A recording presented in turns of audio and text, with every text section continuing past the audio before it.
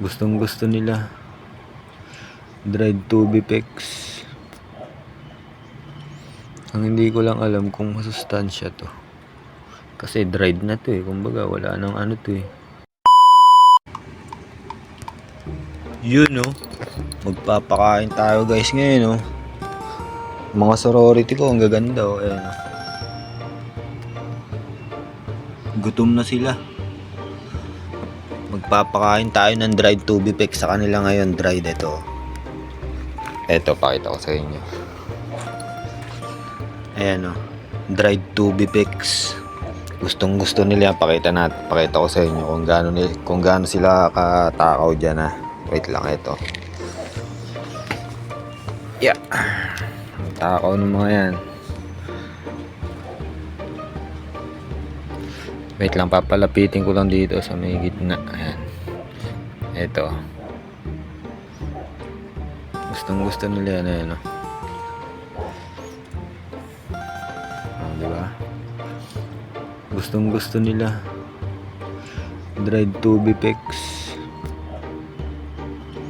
Ang hindi ko lang alam kung masustansya to. Kasi dried na to eh. Kumbaga wala nang ano to eh. Fresh. Ayan. May sakit yung isa ko no. Nakita ko no. Lobo yung mata. Ayan no. Lobo yung mata niya. Buti nakita ko. Ayan no. Kaya pala parang matamlay. Ihiwalay ko muna siya.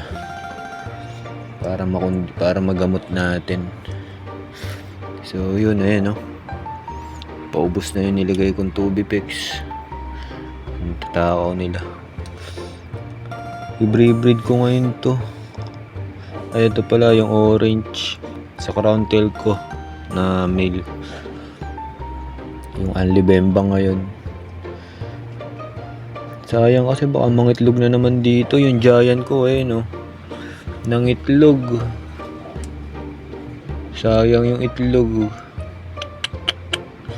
Nangitlog siguro dito. Tapos wala na yun. Pinagkakain na nila yun yung itlog niya. Nakita ko yun dyan. Lumit na eh. Kasi ano na yan eh. Parang puputok na kasi nung nakaraan yun eh. So yun sayang. Hindi natin na i-breed. Bawi tayo dito sa kulay orange crown tail. Tignan natin kung susunod ito yung itim. Sunod yung blue. Nasaan yung blue eh no? Royal blue. Egg na rin yan eh. So yun.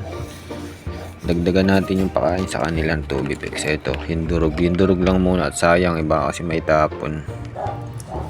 Ano? Binigyan ko ulit ng isang tipak. Gustong gusto nila. May sakit yun no.